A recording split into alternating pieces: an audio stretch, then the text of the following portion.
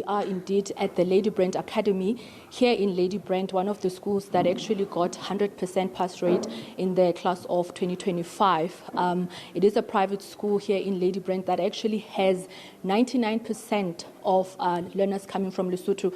As you know, that today we are actually looking at how a lot of Lesotho children are getting their education in South Africa. I actually want to just step out of shot and just allow my colleague Ritabile to just give you a sense of what's happening here today. We are with the grade 12 learners here at the school who are obviously coming for the first day of term. They are getting themselves ready for the academic year of 2026.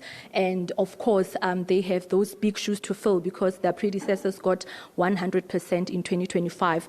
Also, let me just bring in the school principal of the Ladybrand Academy, Mrs. Coffee, just to talk to us about how young people are coming from another country to come and, get education in South Africa, and how you as a school are making sure that they get that quality education that they want to have.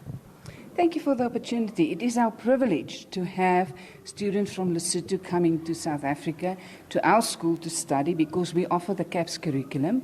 We offer them the opportunity to receive the NCE certificate for matric, and that enables them for further studies. That's the main reason for coming here. We have about 70% students coming from Lesotho.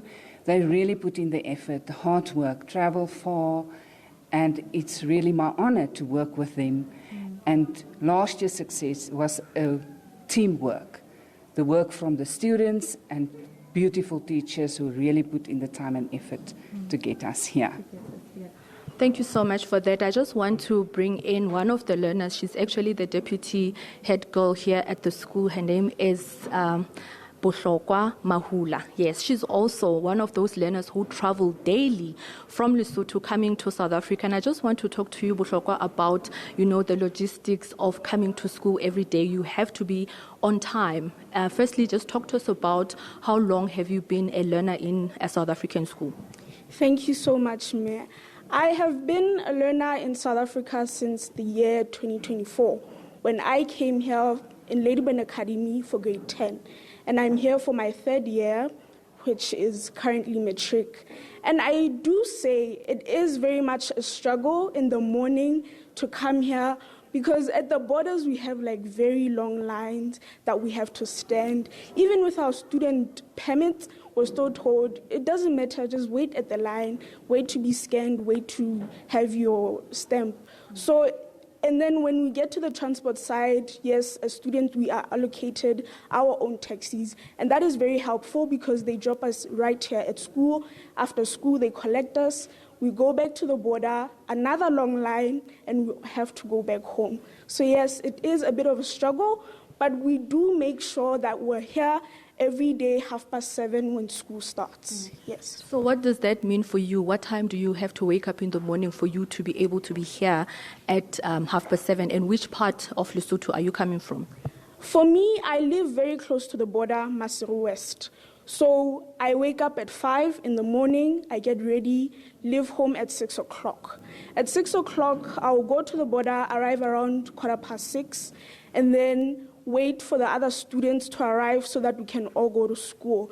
And I believe it's much more easier for me because I'm literally right near the border.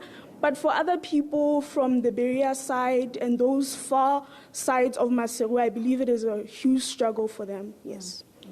Thank you so much for your time, Bohlokwa. As you can hear, Ayanda, this young learner saying that she has to wake up very early in the morning on a daily basis, stand in long queues. As we were at the border this morning, we were actually experienced these long queues as the learners were standing there, and also because it's the first day of school, they had to, the Border Management Authority had to ensure that they stamp each and every passport and ensure that every learner has their study permits. So So it was a bit of a chock-a-block at the border this morning. But I just want to lastly bring in the mayor for Mansopa local municipality, Mayor Mamsi Seekoei, just to talk to us about, a lot of learners are coming to your town, to your municipality.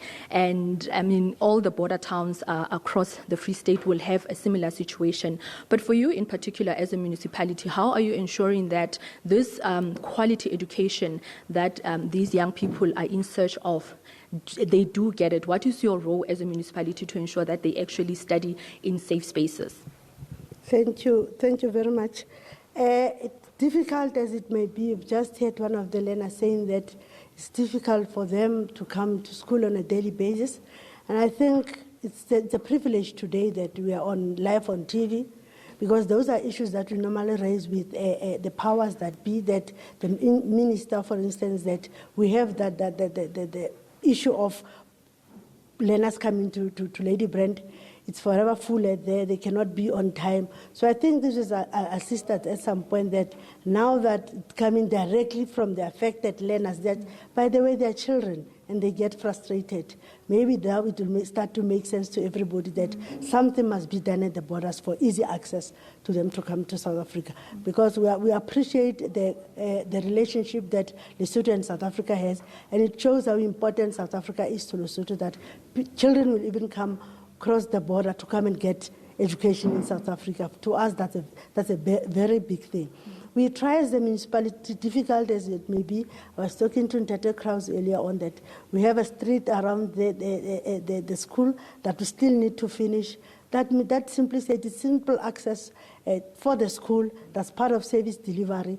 We must make sure that there's water at schools. We must make sure that basic services are available, because remember, if we don't have basic services, the school will close down. And that's not what we wish for, because it makes business sense for us that they are here, they contribute to the economy of Mansopa, and for us, that's a bonus. I'm proud about Ladybrand Academy. They've got 100%, the only one in our municipality.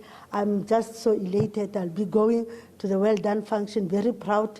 I'm calling myself 100% now. So we thank Ladybrand Academy very much, but we're saying we'll strive to make sure that our kids get best education in safer environments, because the level of crime that is there.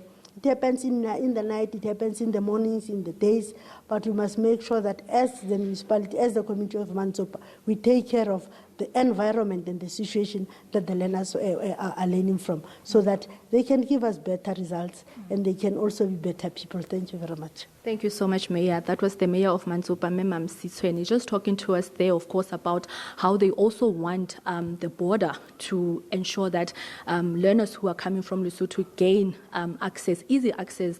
I mean, when we were there this morning, at some point I was scared that these learners are going to trample upon each other, because all of them are worried about time.